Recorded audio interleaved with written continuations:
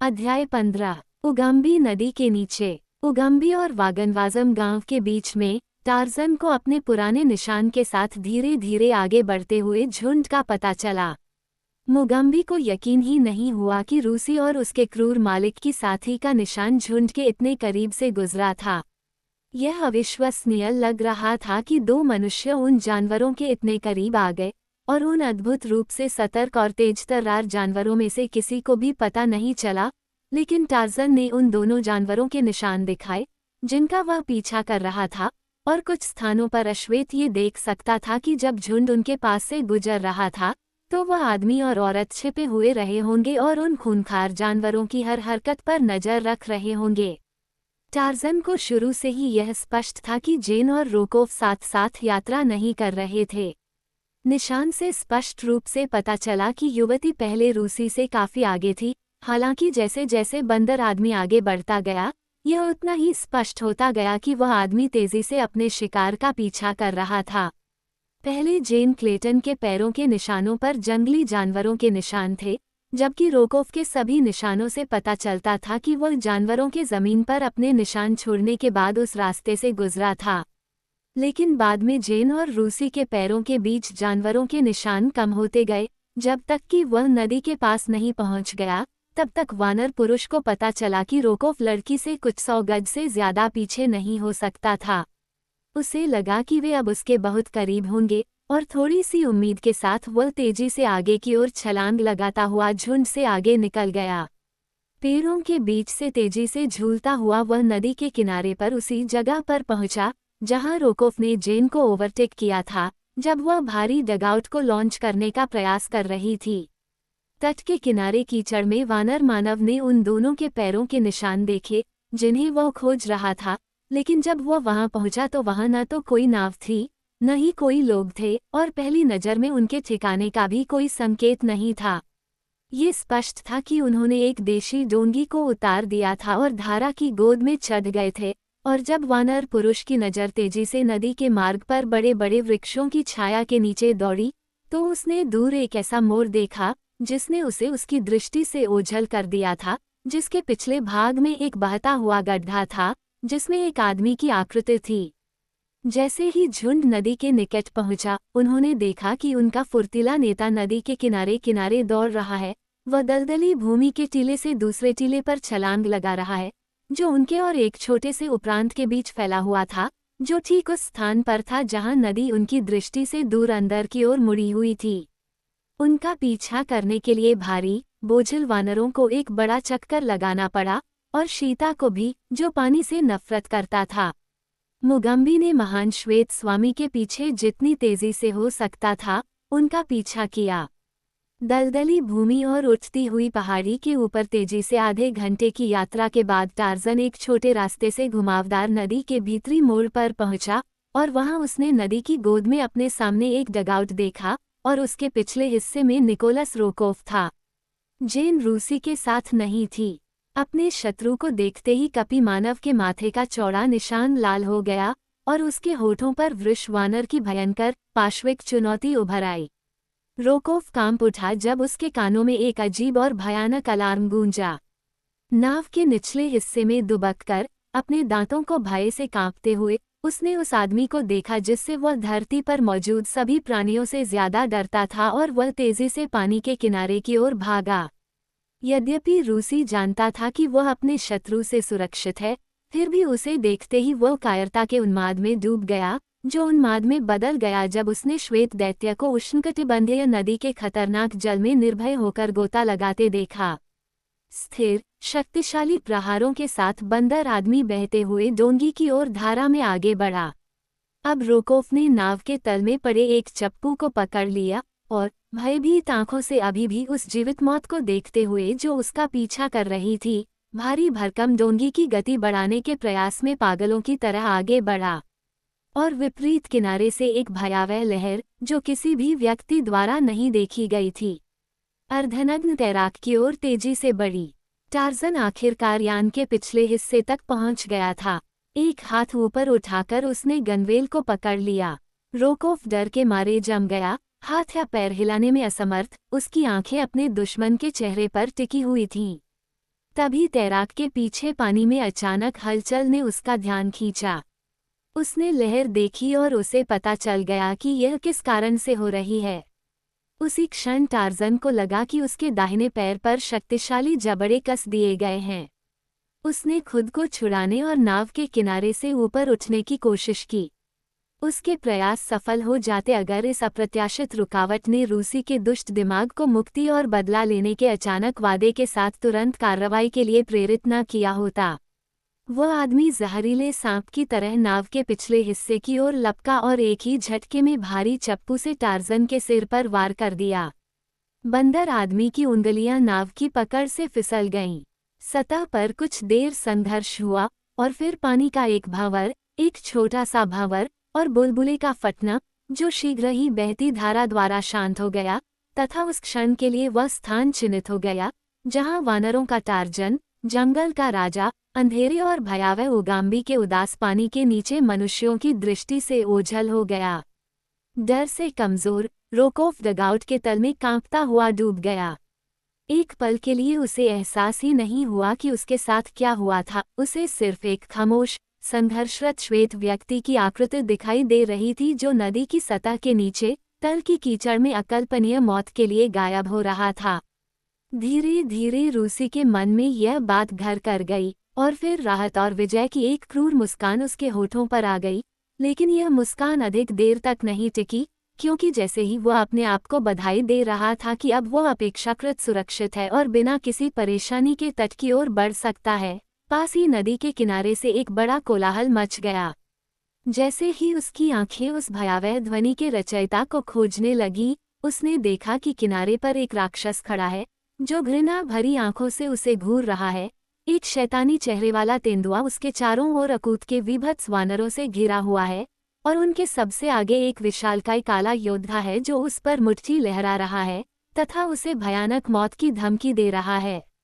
उस भयावह भीड़ के साथ उगाम्बी नदी में भागते हुए जो दिन रात उसके पीछे दौड़ रही थी, कभी उसके साथ चलती थी, कभी घंटों के लिए दूर जंगल की भूल भुलैया में खो जाती थी और कभी पूरे दिन के लिए फिर से उसके पीछे भयावह, निर्मम और डरावने रूप में प्रकट हो जाती थी।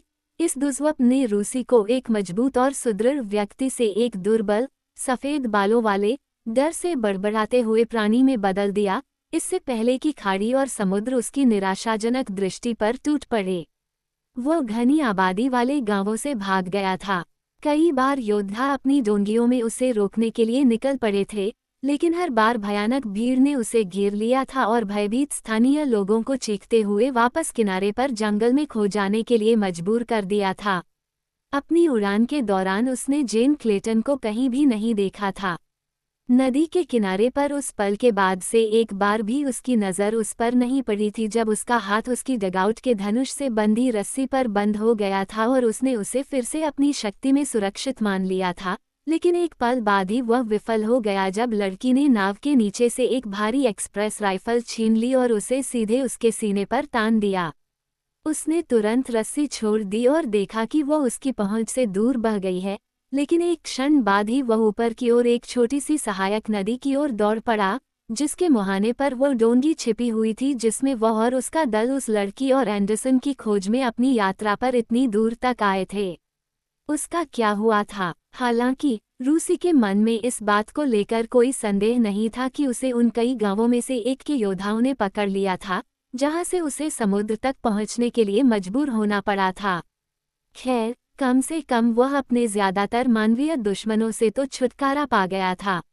लेकिन अगर वह इस तरह से उन सभी को वापस जीवित लोगों की दुनिया में ले जाता तो वह उन सभी को वापस पाकर खुश होता जो भयानक रूप से उसका पीछा करते थे। हर बार जब वे उसकी नज़र में आते तो उस पर चिल्लाते और गुर्राते थे। वह जो उसे सबसे ज्यादा डराता था वह था तेंदुआ, ज्वलंत आंखों वाला, शैतानी चेहरे वाला तेंदुआ, जिसके मुस्कुराते हुए जबड़े दिन में उसे खुलेआम देखते थे और जिसकी आग की तरह चमकती हुई आंखें जंगल की रातों के सिमरियन कालेपन से पानी के पार दुष्टता से चमकती थीं।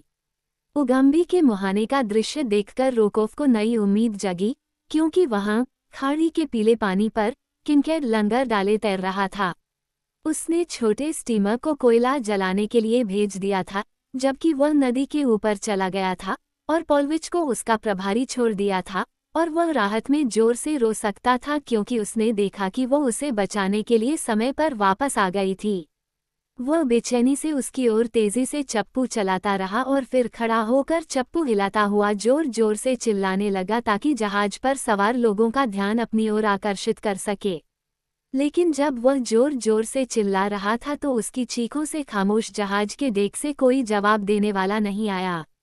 पीछे किनारे पर पीछे की ओर देखने पर उसे एक गुर्राहट भरी टोली की मौजूदगी का पता चला। उसने सोचा, अब भी ये मानव जैसे शैतान स्टीमर के डेक पर भी उसके पास पहुंचने का कोई रास्ता ढूंढ सकते हैं, जब तक कि वहां कोई ऐसा न हो जो उन्हें आग्नेयास्त्रों से पीछे हटा सके। किनकेड पर जो लोग उसने छोड़े थे, उनका क्या हुआ होगा? पॉल्विच कहाँ था? क्या ये हो सकता है कि जहाज खाली हो गया था और आखिरकार वो उस भयानक भाग्य से गिरने के लिए अभिशप्त था जिससे वह इन सभी भयावह दिनों और रातों से बचकर भाग रहा था? वह ऐसे कांप उठा जैसे कोई व्यक्ति जिसके माथे पर मौत ने अपनी नम उंगली रख दी हो। फिर भी उसने जहाज की ओर तेजी से चप्पू चलाना बंद नहीं किया और आखिरकार एक अनंत काल के बाद डगआउट का धनुष किनकेड की लकड़ियों से टकराया। जहाज के किनारे पर एक बंदर सीढ़ी लटकी हुई थी, लेकिन जैसे ही रूसी ने डेक पर चढ़ने के लिए उसे पकड़ा, उसने ऊपर से एक चेतावनी भरी चुनौती सुनी और ऊपर देखते हुए एक राइफल के ठंडे निर्मम थूथन में देखा। जेन क्लेटन ने रोकोफ की छाती पर बंदूक तानकर उसे तब तक रोके रखा जब तक कि वो डोंगी जिसमें उसने शरण ली थी उस आदमी की पहुंच से बाहर उगम्बी की छाती पर नहीं चली गई। उसने चैनल की सबसे तेज धारा की ओर नाव चलाने में कोई समय नहीं गंवाया, नहीं उसने लंबे दिनों और थकाऊ रातों में नदी के सबसे तेज बहाव वाले हिस्से में अपनी नाव को रोके रखा, सिवाय जब दिन के सबसे गर्म घंटों के दौरान वह धारा के साथ बहने लगती थी, डोंगी की तली में लेटी हुई, अपने चेहरे को एक बड़े ताड़ के पत्ते से धूप से बचाए हुए। इस प्रकार वह केवल यात्रा के दौरान ही विश्राम प्राप्त कर पाती थी, अन्य समयों में वह भारी चप्पू चलाकर जहाज की गति को बढ़ाने का प्रयास करती रहती थी। दूसरी ओर रोकोफ ने उगाम्बी के साथ अपनी उड़ान में बहुत कम या बिल्कुल भी बुद्धिमत्ता का उपयोग नहीं किया था, इसलिए अधिकतर बार उसका यान धीमी गति से बहने वाली धाराओं में बह गया था, क्योंकि वह आदतन उस किनारे से सबसे दूर रहता था जिस पर वह भयानक भीड़ उसका पीछा कर रही थी और उसे डरा रही थी। इस प्रकार हालांकि वह लड़की से कुछ ही समय बाद नदी पर उतरा था, फिर भी वह उससे 2 घंटे पहले खाड़ी में पहुंच गई थी। जब उसने पहली बार शांत पानी पर लंगर डाले जहाज को देखा था तो जेन क्लेटन का दिल उम्मीद और आभार से तेजी से धड़क रहा था, लेकिन जैसे ही वह नाव के करीब पहुंची और उसने देखा कि यह किनकेड था, उसकी खुशी ने गंभीर आशंकाओं को जन्म दिया। लेकिन वापस लौटने के लिए बहुत देर हो चुकी थी, क्योंकि जो धारा उसे जहाज की ओर ले जा रही थी वो उसकी मांसपेशियों के लिए बहुत ज्यादा तेज थी। वह भारी डगआउट को ऊपर की ओर धकेलकर जहाज के विरुद्ध नहीं ला सकती थी और उसके पास बस यही बचा था कि वह या तो किनकेड के डेक पर मौजूद लोगों की नज़रों से बचकर किनारे पर पहुंच जाए या फिर खुद को उनकी दया पर छोड़ दे, अन्यथा उसे समुद्र में बहा दिया जाना चाहिए था।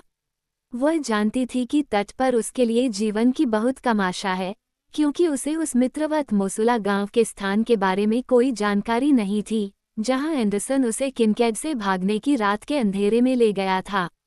रोकोफ के स्टीमर से दूर होने के कारण यह संभव हो सकता था कि प्रभारी लोगों को बड़ा इनाम देकर उसे निकटतम सभ्य बंदरगाह तक ले जाने के लिए राजी किया जा सके। ये जोखिम उठाने लायक था अगर वह स्टीमर तक पहुंच पाती। धारा उसे तेजी से नदी के नीचे ले जा रही थी और उसने पाया कि केवल अत्यधिक परिश्रम के बल पर ही वह इस असहाय नाव को किनकेड के समीप ले जा सकती थी। स्टीमर पर चढ़ने के निर्णय पर पहुंचने के बाद उसने अब सहायता के लिए उसकी ओर देखा, लेकिन उसे आश्चर्य हुआ कि डेक खाली दिखाई दिए और उसने जहाज पर जीवन का कोई संकेत नहीं देखा। डगआउट जहाज के आगे के हिस्से के करीब आता जा रहा था और फिर भी जहाज पर मौजूद किसी भी निगरानीकर्ता से ओले नहीं गिरे। एक पल में जेन को एहसास हुआ वह स्टीमर से आगे बह जाएगी और फिर अगर वे उसे बचाने के लिए नाव नहीं उतारते तो वह धारा और तेज उतार चढ़ाव के साथ समुद्र में बहुत दूर तक बह जाएगी।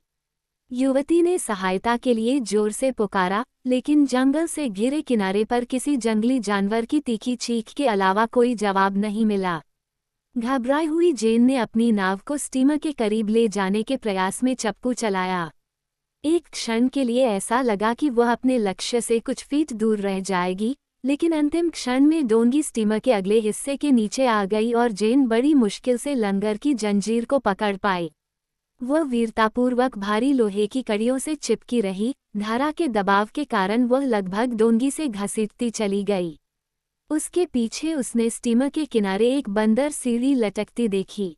चेन पर से अपनी पकड़ को छोड़ना और डोंगी के नीचे बह जाने के कारण सीढ़ी पर चढ़ना असंभव लग रहा था, फिर भी लंगर की चेन से चिपके रहना उतना ही निरर्थक लग रहा था।